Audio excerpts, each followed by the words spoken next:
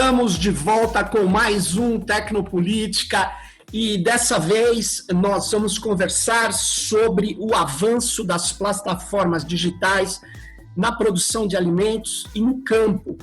E para conversar sobre isso, eu estou aqui com a Larissa Packer, que é advogada popular socioambiental, e ela trabalha na Organização Internacional GRAIN, que é uma organização que é uma ONG que defende os pequenos agricultores, a agroecologia, os movimentos sociais. E a Larissa Packer trabalha para a América Latina, né, para a GRAIN. Eu agradeço muito a sua presença aqui para esclarecer a gente esse tema tão importante que é esse avanço, né, da dataficação das plataformas digitais no campo. E aí eu pergunto, Larissa, como é que vocês detectaram que isso pode ser um problema para o pequeno agricultor, para a agricultura familiar? Então, esse movimento de jump, né, quando as big data começam a entrar na agricultura, né, não é o lugar das big data, e elas começam a entrar e prover sistemas de nuvem e processamento de dados captados on-farm, né, na fazenda. E isso começa há um tempo já, não só na fazenda, mas na fazenda, no sistema de crédito, na distribuição de alimentos e no consumo, né, no consumidor. Então, hoje a gente tem, assim, globalmente as estratégias farm to fork, né? Então, da fazenda ao consumidor, ao garfo, né? Da fazenda ao garfo. Seriam coisas interessantes, porque, olha, a gente está ligando produtores, muitas vezes os produtores que plantam orgânicos, e ligam eles diretamente ao consumidor que tá buscando esses alimentos, eliminando, muitas vezes, intermediários que são corporações. Então, a gente pode pensar que poderia ser uma coisa interessante. Mas o que a gente acaba detectando, e principalmente por exemplos anteriores da década, já no início dos anos 2000, principalmente ali na Ásia, China, Índia, na realidade, uma substituição de um intermediário por outro e um aumento da concentração da cadeia industrial alimentar na mão das big data, das grandes corporações e das grandes varejistas, né? Tipo Walmart, Alibaba. Então a gente começa a ver uma movimentação dos atores dentro da cadeia agroalimentar e novas parcerias, fusões e uma reorganização de modo que há uma maior concentração. Para você ter uma ideia, agora no início de 2021, as 3 maiores empresas, né, corporações do mundo, as únicas que têm o valor de mercado em trilhões, são as 3 grandes da Big Data, né? A Apple, a Amazon e Microsoft, desbancando e muito, inclusive as grandes do petróleo e do gás. Então, sim, você vê que nesse momento mais limitado de circulação de pessoas e mercadorias por conta da pandemia, algumas empresas saíram ganhando muito, produziram mais lucros. A Microsoft distribuiu 35 bilhões de dólares em dividendos. Então, você vê realmente que aumentaram as 3 que eu citei, duplicaram de tamanho nos últimos 2 anos. Então, a gente começa a observar que, embora muito daquele comércio físico de bens e mercadorias e indústrias no geral, tenha ido à bancarrota e tenha sofrido com as limitações da pandemia, há um setor que é das big data, das plataformas digitais, que realmente, além do sistema financeiro, que cada vez mais opera com moedas digitais, então a gente está comprando pela internet, esse é o e-commerce.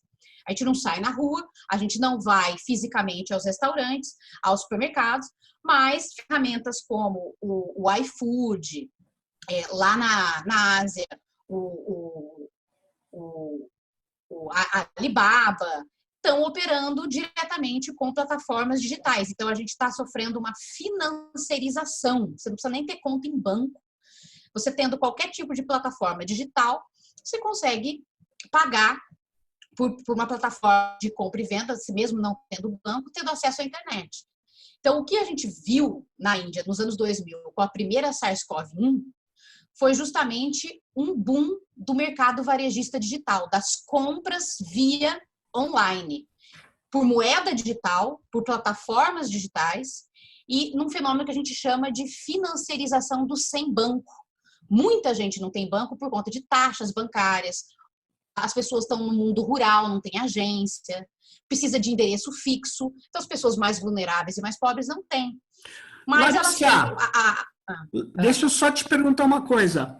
É interessante você estar falando isso, dessa financiarização dos 100 bancos, e duas coisas estão acontecendo aqui, né? Uma é a fusão que o Facebook fez da base de dados de Instagram, a rede social Facebook e WhatsApp. Porque, por exemplo, eu estou aqui no sul de Minas e as pessoas usam muito o WhatsApp para fazer qualquer negócio. E agora o WhatsApp vai ter a sua própria moeda, ela vai entrar no comércio eletrônico. Na verdade, o Facebook vai entrar. E ele é muito popular nas pessoas mais pauperizadas que não têm conta em banco, né? É curioso a detecção que vocês fizeram. E uma outra coisa também, né? É que você tem agora o Pix, né? Que facilita essa transação também, né? É bem... Exatamente. Então, num primeiro momento, você pode pensar, vai se romper o monopólio dos bancos sobre as transações financeiras. Então, pode ter uma desbancarização. Sim. Mas esse primeiro momento, a gente chama de fintechs, né? São essas novas empresas que casam, né, os financiamentos, os movimentos financeiros com as moedas digitais, com a tecnologia. Então, quem dá a infraestrutura digital para isso operar, com certeza, são as Big Techs. Mas em parceria com as fintechs. São pequenas empresas de crédito, microcrédito, que têm como principal alvo, agora, a inclusão dos 100 bancos. É o principal. Então, a gente tem 1,7 bilhão de pessoas no mundo sem banco. Mas dessas 1,7 sem banco, 1,1 bilhão tem celular. Então, qual é o problema agora? É a conectividade. É a conectividade. É por isso que a Microsoft está fazendo várias parcerias com o sistema ONU, várias agências, buscando a conectividade. Do outro lado, a gente tem a China também promovendo o 5G, que é a ampliação da conectividade também das respostas, né? Para conseguir aplicar inteligência artificial no modo de produção e fazer funcionar, por exemplo, os drones. Eu até gostaria de voltar nisso, nas etapas, né? Claro. Esse sistema de coleta de dados e análise dos dados através das nuvens, essa infraestrutura digital, quem detém esse poder, o software para rodar isso e processar os dados, são as Big Techs, são as Big Data. É Microsoft, é Apple, é Amazon, é Facebook, como você falou. E aí elas têm, como você disse, várias estruturas. A estrutura de desenvolver software para celular e desenvolver o software para se acoplar em hardwares na fazenda. Quais são esses hardwares?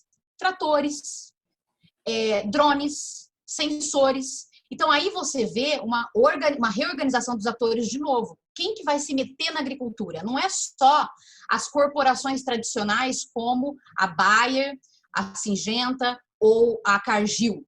Vão se meter na agricultura também a Microsoft, a Apple, a Amazon. Então, ambas as corporações, tanto as Big Techs quanto as Big Farm, estão caindo nessas novas parcerias para prover novos pacotes tecnológicos. A questão não é muito interessante, os pequenos agricultores não têm dinheiro para comprar isso, para comprar drone, trator, mas eles têm o WhatsApp pelo celular. Eles podem receber dicas, receituários agronômicos pelo celular. Por mais que eles não tenham um drone agora, eles podem, a partir de uma conexão entre, olha, eu te dou o aplicativo de graça, Sim. E um financiamento, um microcrédito no banco ou numa fintech, que não precisa nem ser no banco. E aí você faz compras de fertilizantes dos meus associados. Então, vamos supor, a Microsoft, ela tem, aliás, a Amazon tem uma parceria com a Bayer. A Amazon, ela pode dar gratuitamente acesso a receituários e dicas agronômicas para aquele agricultor. Ele vai dar informações sobre a sua fazenda, por sensores, por drone, ou até preenchendo formulários. E a partir disso, ela pode produzir um receituário. Nesse receituário, ela fala, olha, você tem que comprar determinadas sementes. E ele vai dar sementes ligadas à Bayer. Enfim, porque elas têm essa parceria. O microcrédito está condicionado a determinados tipos de sementes e determinados tipos de agrotóxicos. Isso acaba gerando o que a gente chama de um movimento de integração dos pequenos agricultores. Eles poderiam plantar, sei lá, na agroecologia, uma diversidade de sementes e tal, para ter acesso a informações agronômicas. E ao microcrédito, ele passa a estar vinculado a esse receituário das Big Techs, ligando aos insumos das Big Ag. Você vê uma certa parceria ali e uma integração. O cara vai passar a plantar milho, soja, se integrar suínos, né? Passa a produzir commodities agrícolas para um modelo de agricultura industrial. Então, há aí uma possibilidade muito grande de integração de milhões de hectares de pequenos agricultores para um sistema de monocultivo para exportação, substituindo a produção de alimentos. Então, é muito mais para isso do que para vender trator, assim, enfim. Claro.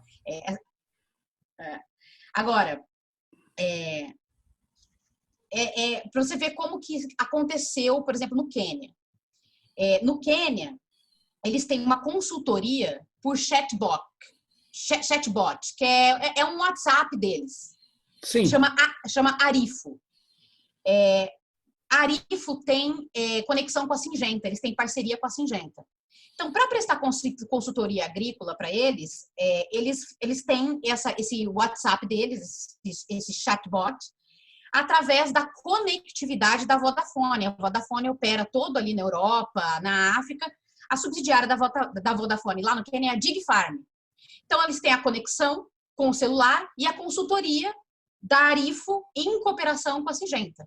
Então, eles produzem receituário agronômico ligados a produtos, inputs da Syngenta. Não só, mas tem essa preferência. E eles têm um seguro rural, um microcrédito associado. Então, a DigFarm, que é a subsidiária da Vodafone, ela provê o chatbot, que é o WhatsApp deles, o microcrédito, o receituário para insumos ligados ao parceiro, que é a Syngenta, e uma moeda digital da Safaricom, que chama M-Pesa. Então, eles pagam a partir disso. Então, você vê que você tem duas empresas que hegemonizam a financiarização do sem banco a partir da conectividade, e há uma concentração aí. Os insumos de uma só corporação e a partir da infraestrutura digital feita pela DigFarm. A outra, aí já no sistema de distribuição, a outra exemplo no Quênia, que é a Twiga Foods.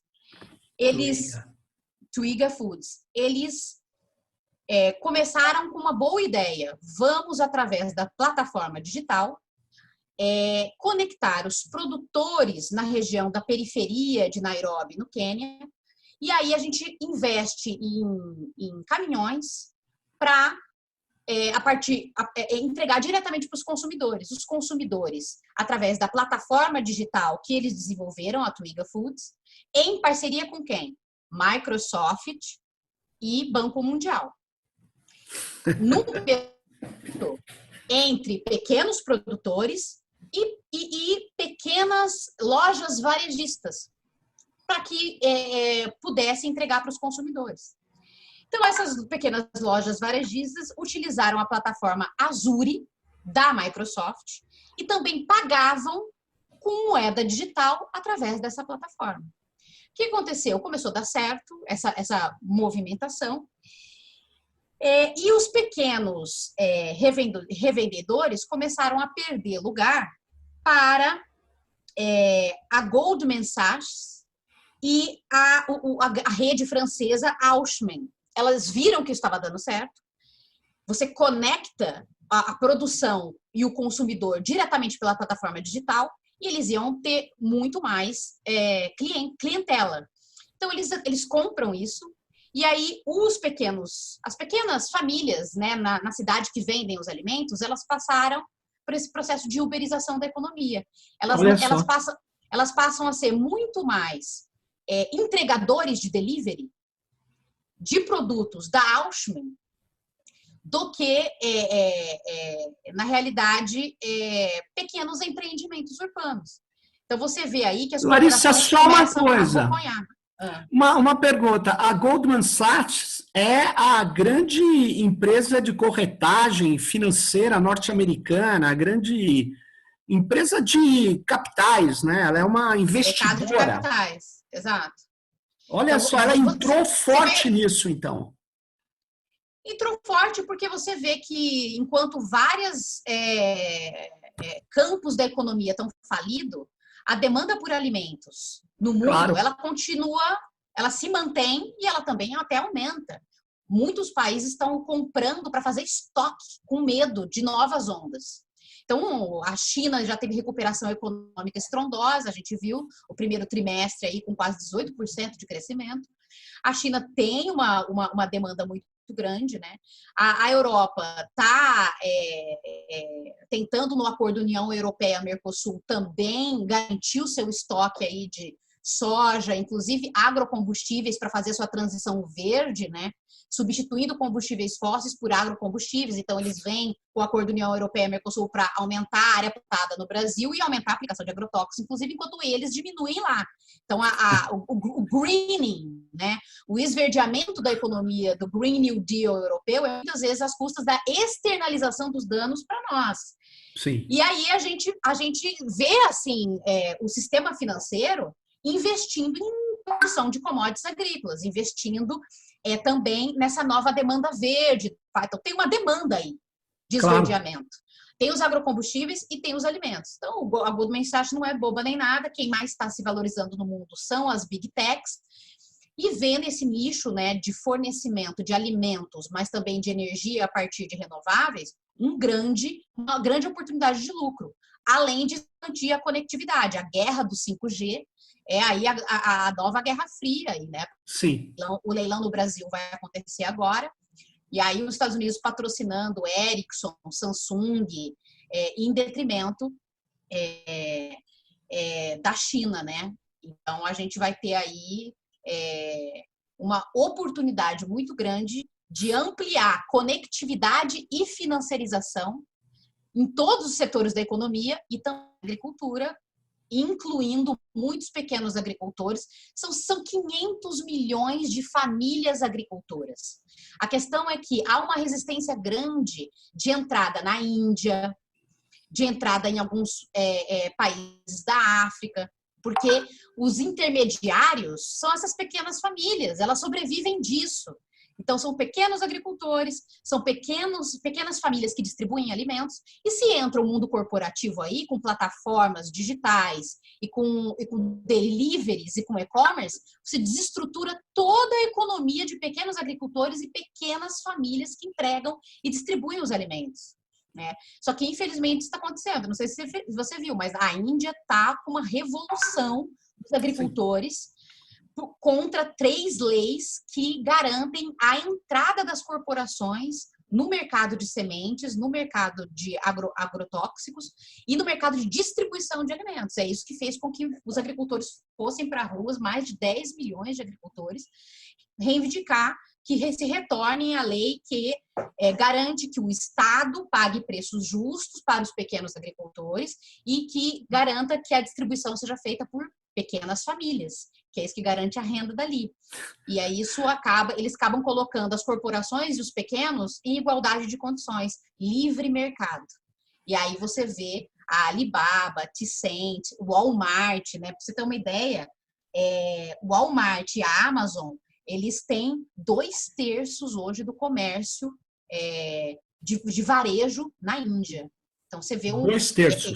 É um mercado, 2/3.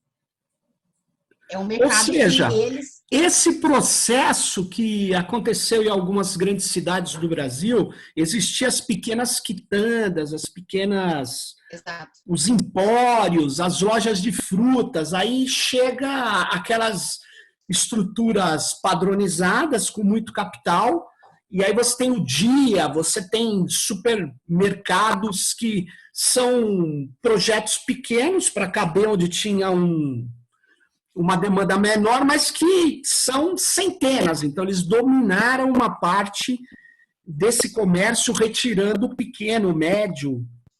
Isso. Ou seja, no Brasil, você vê resistência a isso, porque na Índia, a resistência a uma certa digitalização predatória, ela já aconteceu quando o Facebook criou o Facebook.org, que era para dar internet de graça, mas na verdade era para levar o Facebook a dominar toda a Índia. Eles fizeram o governo recuar. Aqui no Brasil era governo Dilma, ela foi alertada e eles tiveram que... O Facebook, enfim, teve uma resistência mais na Ásia do que aqui, mas ela teve que recuar. E nessa questão, você está vendo muita resistência além da Índia?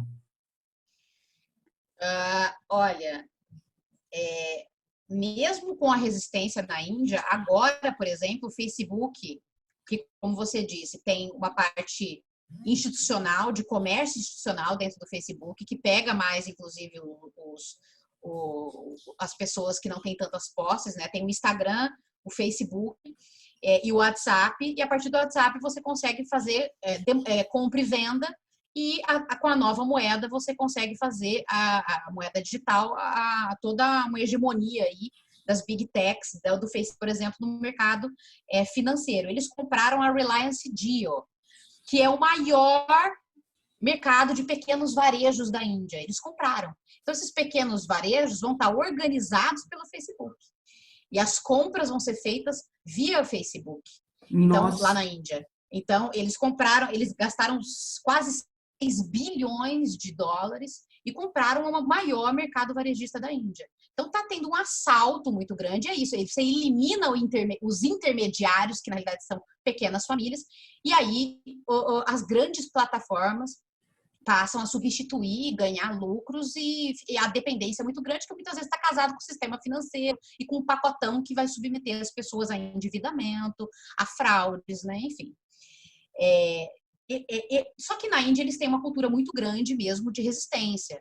Ali para o McDonald's entrar levou anos e anos, e só entraram por conta que eles inventaram o Mac-ovo, porque ali eles são muitas vezes vegetarianos, tem toda uma cultura religiosa que também é muito densa, e a partir disso eles resistem a esse tipo de mercado corporativo e tal. Aí foi o Mac-ovo, hoje está lá na Índia, mas custou muito. Mesma coisa o algodão transgênico da Monsanto. Muita gente se suicidou, botou fogo no corpo, porque provocou um desastre, assim, porque não rendia, e eles ficaram todos endividados com a Monsanto. Eles têm mesmo, e aí a gente está vendo agora essa verdadeira revolução que os agricultores na Índia estão fazendo contra a captura corporativa do sistema agroalimentar deles.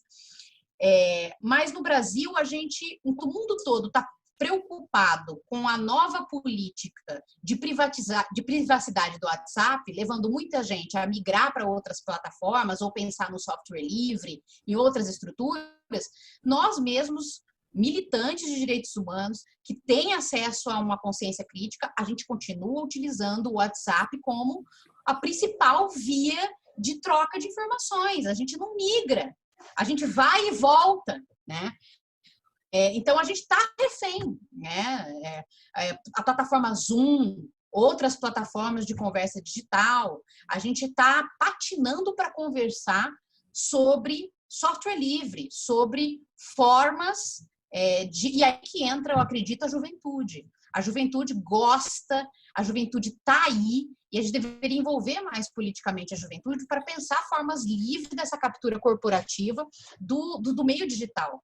E a gente não pode condenar o meio digital como um todo. O problema não é a tecnologia, é o uso político e econômico dela. Então, por exemplo, a gente tem aqui no Rio de Janeiro o movimento dos pequenos agricultores, o MPA. Eles fizeram eles têm uma experiência muito interessante, mas é via WhatsApp. Então, via WhatsApp, conecta-se os consumidores com os produtores da região metropolitana do Rio de Janeiro e em outros lugares também que o MPA tem agricultura.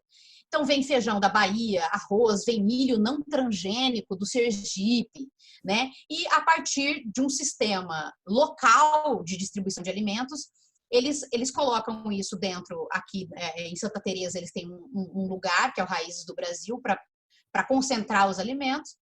E aí, a partir de um site que eles fizeram na internet, você consegue comprar os alimentos. Aí eles têm uma noção da demanda por semana, das cestas, passam essa demanda para vários agricultores, e aí fazem a distribuição de alimentos através da Santaxi, não é através de um delivery ligado ao iFood, né, tirando a mais-valia do coitado do entregador. A Santaxi é uma cooperativa de táxi histórica de Santa Teresa, e o consumidor acaba ajudando a criar dinâmicas no meio dessa pandemia, a cooperativa dos taxistas, ao movimento e aos pequenos agricultores. Mas as estruturas são, por exemplo, uma delas é o WhatsApp. Eles estão tentando sair do WhatsApp para ligar direto no site. Mas a primeira conexão é o WhatsApp porque é a mais popular. Mas é uma experiência bonita como essa ser depois capturada por sistemas. Mas Larissa, você podia, por exemplo, observar que existe várias soluções livres. O problema é que, até o momento, nós não conseguimos enfrentar as redes logísticas e de marketing dos outros. Nosso problema não é tecnológico para poder enfrentar o WhatsApp. Longe disso. Nosso problema também é como que nós vamos entrar com um efeito de rede, ou seja, um feedback positivo. Como é que a gente... nós vamos tirar aquele pequeno agricultor que usa o WhatsApp. Vou dar um exemplo. Como é que ele vai usar o Signal? Ele não vai usar o Signal. Porque o Signal ele só vai usar para falar com a gente. Então, esse efeito de rede, uma rede maior que serve para várias coisas, é que nós começamos a perceber que a gente precisa quebrar. A gente não basta ter o Jitsi, que é uma grande alternativa a streaming, né? Mas nós precisamos também de uma infraestrutura digital que dê disponibilidade de banda, que dê muitos servidores. A gente não conseguiu fazer isso nem nas universidades. Então, mas as pessoas estão percebendo essa concentração. Por isso que é tão importante você mostrar essa concentração no campo. Nós estamos longe já de plataformas que se colocam como algo que vem democratizar o consumo, a produção, que nada. Eles vêm, como você bem está mostrando, concentrar tudo, inclusive os dados. Eu queria que você falasse, essas plataformas, elas agora estão aumentando o seu poder porque elas têm dados sobre o pequeno, não é isso? Não, isso, e não é só sobre o pequeno, eles têm dados, por exemplo, a Microsoft, numa parceria com a Vale do Rio Doce, que quer se esverdear, junto com a ONG Amazon, estão construindo uma infraestrutura digital de coleta de dados massivos sobre a Amazônia com a desculpa do clima, com a desculpa de evitar o desmatamento. Mas o INPE, nós temos estrutura pública muito foda, muito boa. O problema do desmatamento na Amazônia não é a falta de monitoramento. É o contrário, quem monitora e publica é demitido, que foi a demissão do presidente do INPE. Então, assim, mas assim, Você tem em plataformas digitais, por exemplo, o Cadastro Ambiental Rural no Brasil. O Cadastro Ambiental Rural é uma plataforma eletrônica de captura de dados sobre os imóveis rurais e os recursos naturais. Teoricamente, é uma plataforma para evitar a infração ao Código Florestal, desmatar reserva legal e APP. Mas APP, Área de Preservação Permanente, é o quê? Topo de morro. Os topos de morro tem minério. Os óleos, APP é o quê? Óleos d'água. Óleos d'água, o ouro, o novo ouro, por que os grandes monocultivos hoje se concentram no Cerrado, nos chapadões do Cerrado? Porque é onde é a caixa d'água do Brasil. Uma das grandes buscas hoje de produção de alimentos é sobre lugares que têm água. Não é à toa que a pecuária avança sobre a Amazônia. É a maior região com água superficial do mundo. É mais barato se avançar com pecuária na Amazônia do que em outras partes. Por que tem uma concentração de cerca de 80% dos pivôs centrais para irrigação na Bahia? Porque ali é uma caixa d'água ali no Cerrado para fazer a irrigação. Então, quando você tem o Cadastro Ambiental Rural, que você consegue detectar onde estão os olhos d'água, os lençóis freáticos, os topos de morro e minérios. Inclusive, a gente tem que falar sobre isso. A infraestrutura digital que está sendo criada, muitas vezes fala, olha, é menos emissora de gás carbônico, ela tem uma pegada ambiental menor. Pô, mas imagina a quantidade de lítio, a quantidade de outros tipos de minérios necessários para essa tal da indústria 4.0, para você implementar inteligência artificial, implementar robotização no modo de produção. Então, você tem um impacto, sim, a quantidade de energia que vai ser necessário para fazer essa virada tecnológica. Tem um impacto muito importante. Saber onde estão é uma das coisas. A FAO, o Banco Mundial, estão financiando, com a desculpa de recursos para combater as mudanças climáticas, cadastros digitais de terras e recursos naturais em diversos lugares, Malásia, Finlândia, países da África subsaariana, América Latina, nós temos o cadastro multipropósito na Colômbia, no Paraguai, na Bolívia, no Brasil. O Brasil, o Cadastro Ambiental Rural é o maior cadastro digital de coleta de informações do mundo. Ainda está sob domínio público, sob domínio do Estado. Mas nós vemos cada vez mais parcerias público-privadas e, inclusive, privatização da coleta de dados. O que vai ser feito com esses dados coletados? Os negócios que vão ser feitos, porque hoje qualquer tipo de negócio envolvendo agricultura, eles chamam de ciência de dados. Com a Covid-19, a cadeia industrial ela é globalizada. O que a gente come, os porcos chineses comem a soja produzida aqui no Brasil e na Argentina.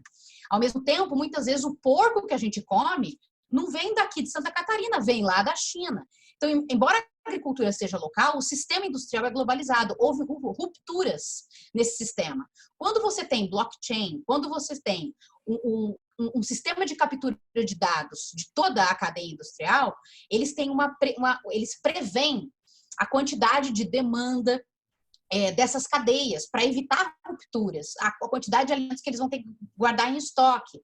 Então, tudo isso são negócios que as empresas vão comprar, é uma demanda. Eu preciso da ciência de dados, da coleta de dados em diversos setores, não só na agricultura, mas da indústria, para eu conseguir lidar com as crises que vêm.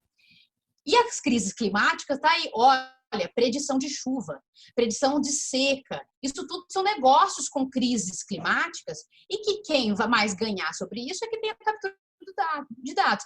Fora o comportamento do consumidor. Eles dizem que vende 9 vezes mais quando você vende preferências do consumidor, você monitora aquele consumidor e você sabe mais ou menos o comportamento dele, porque são curtidas, cliques, aquilo que a gente viu no aquele filme, aquele documentário que passou no Netflix, esqueci o nome dele.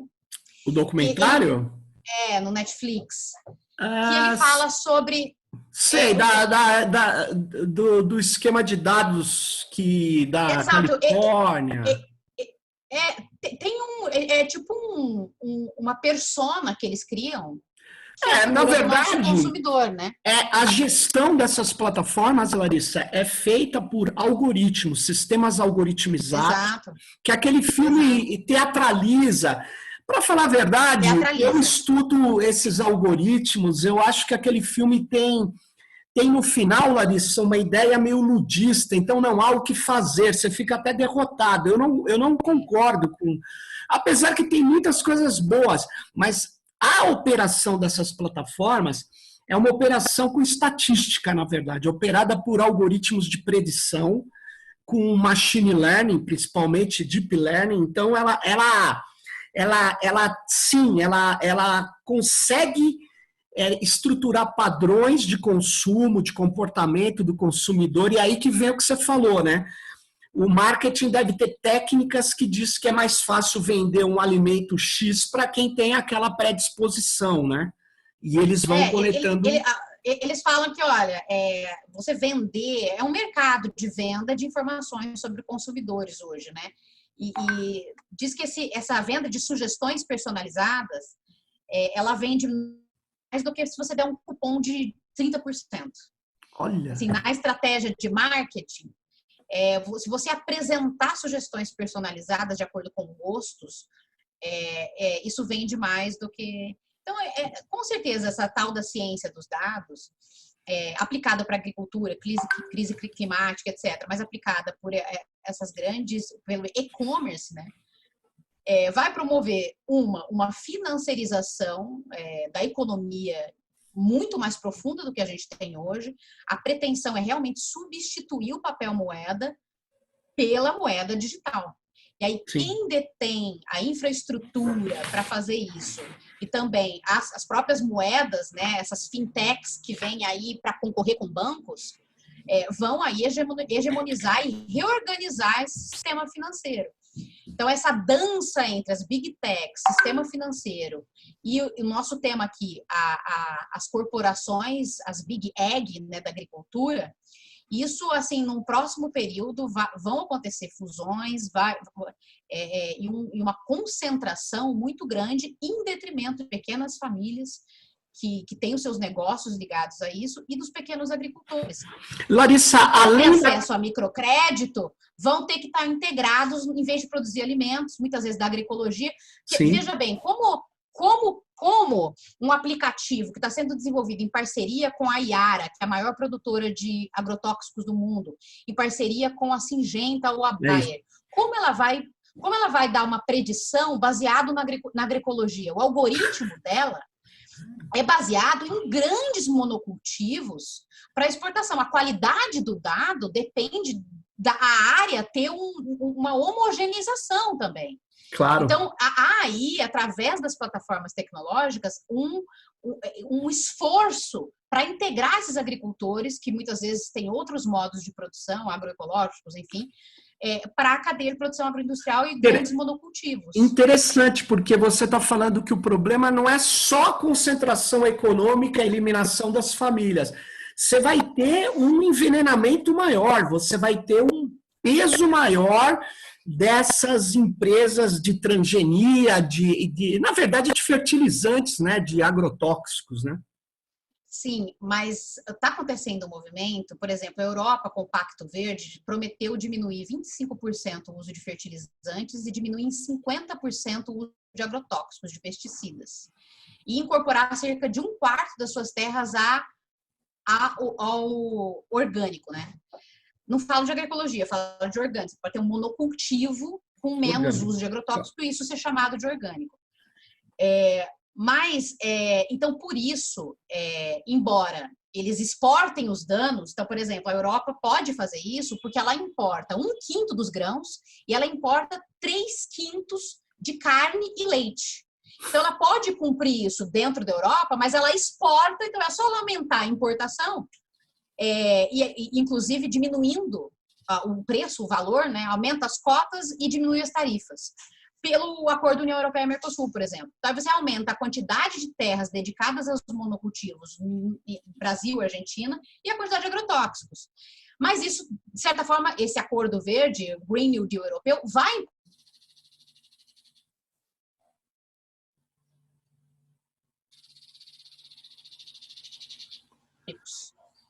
Essa nova geração, segundo eles, não precisa passar por nenhum tipo de avaliação de risco, porque ela não introduz um gene de outro organismo lá dentro, enfim.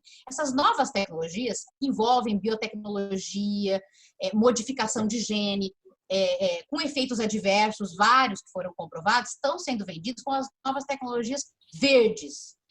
Então, muitas vezes, os consumidores estão muito nessa agenda do clima, a juventude, principalmente, do verde, do orgânico, e vão o quê? Cada vez mais demandar por carne bovina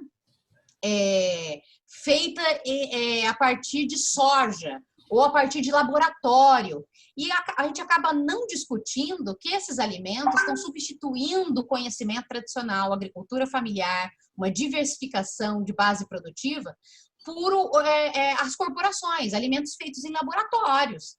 Né? Então, há também aí uma discussão que tem que ser feita sobre... A gente não está discutindo que o clima é o grande culpado. O grande culpado é a massificação, a monopolização de toda a base de produção, corporações que precisam vender e aí acabam com a biodiversidade, enfim, excluem a oportunidade das pessoas estarem no campo, migram para cidades, vão viver na periferia. Então tem uma discussão enorme para ser feita aí, né? Em nome do clima, está tendo um ajuste financeiro corporativo da economia muito grande.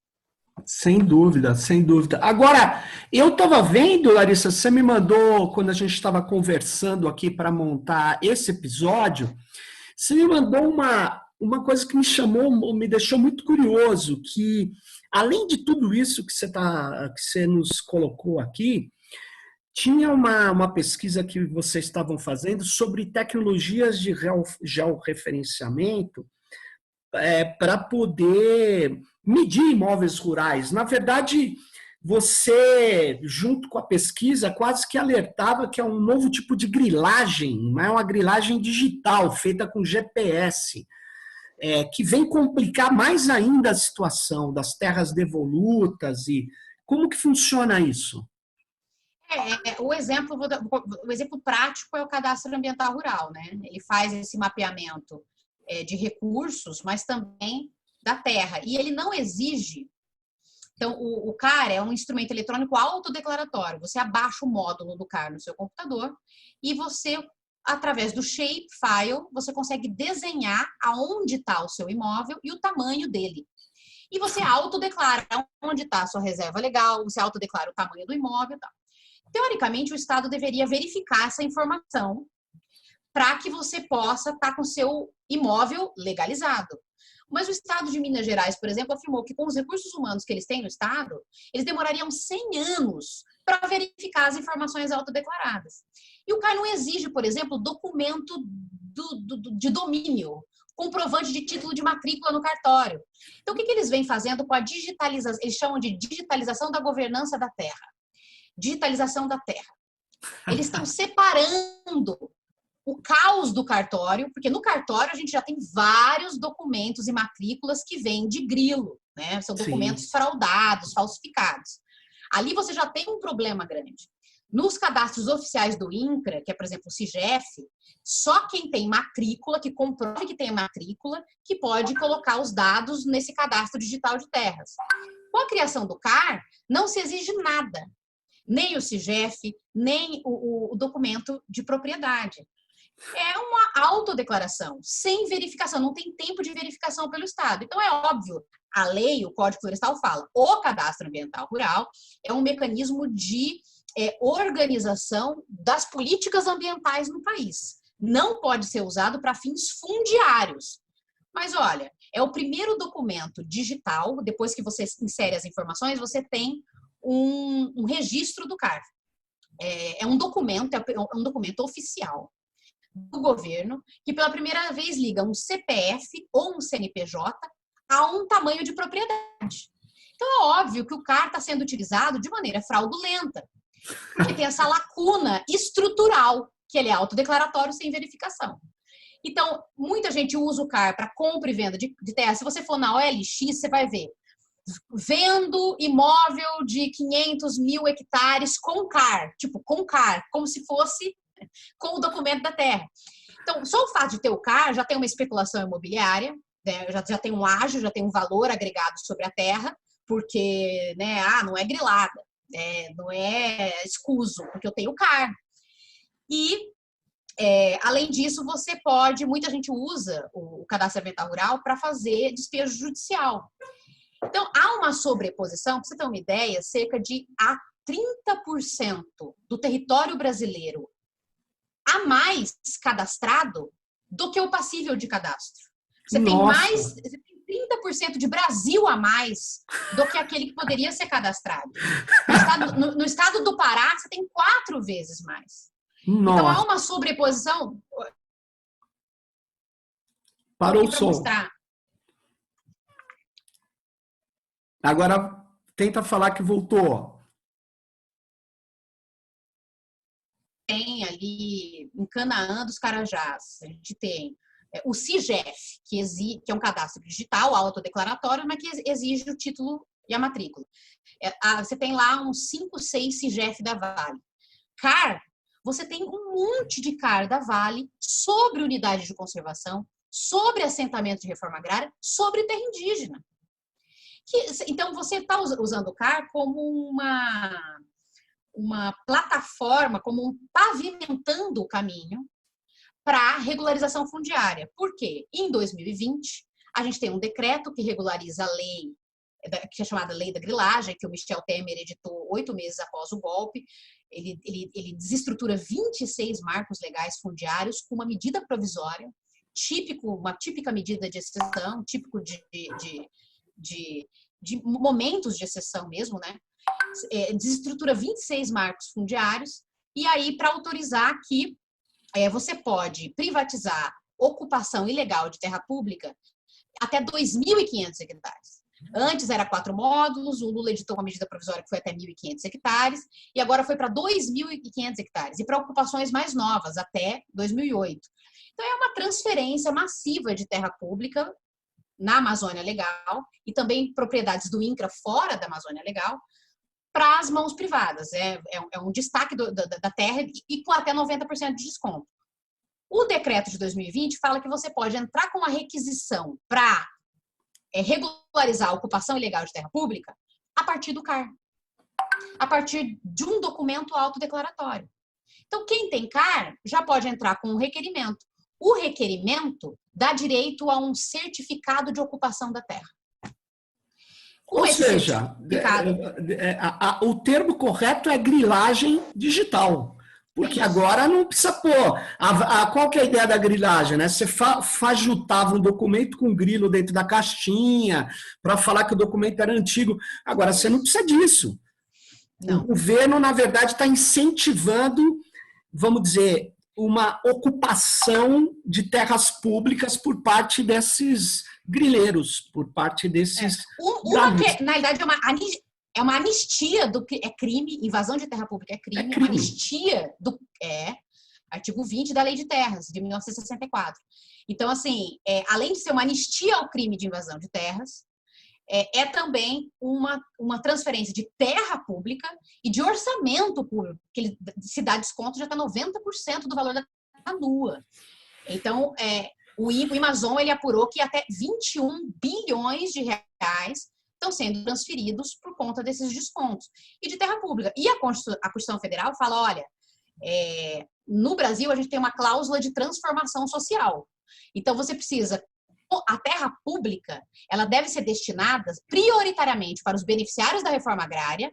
Sim. Para modos de vida associados à proteção de ecossistemas sensíveis. Seria território indígena, quilombola e outras comunidades tradicionais. Já que é uma terra pública pertencente a todos, você tem que destinar para a erradicação da pobreza e para a diminuição das desigualdades sociais. A lei faz exatamente o contrário. Usa cadastro digital para legalizar a privatização de terra pública por médios e grandes proprietários. Isso é crime de improbidade administrativa. Depois os congressistas deveriam responder por improbidade administrativa. Não, mas eu acho que isso é inconstitucional. Mas tudo bem, né? Vamos lá. Eu acho que nós estamos vivendo um momento muito, muito, muito complicado no país, né? É só você ver quem é o ministro do Meio Ambiente. Você citou por que foi demitido o presidente do INPE, por que não... Eu estava olhando com os meus alunos o gasto em fiscalização ambiental, o ano passado não foi nem 20% do orçamento aprovado, ou seja, há um ataque brutal ao meio ambiente, um ataque brutal às comunidades tradicionais, sem dúvida. Mas, Larissa, a gente está chegando aqui ao final, aqui ao tempo do nosso episódio. Eu agradeço imensamente você ter trazido aqui essas questões para as pessoas terem contato, terem noção de quando as plataformas chegam, né, e no campo, na agricultura, na produção e distribuição de alimentos, né? Porque existe uma alienação técnica e que se soma a uma desinformação muito grande sobre o que é o efeito do digital. O digital em si, ele não é algo ruim. O problema são os modelos de negócio, são as estruturas políticas, como você bem nos trouxe aqui. Agradeço imensamente aqui e muito obrigado pela sua participação. Obrigada, Sérgio.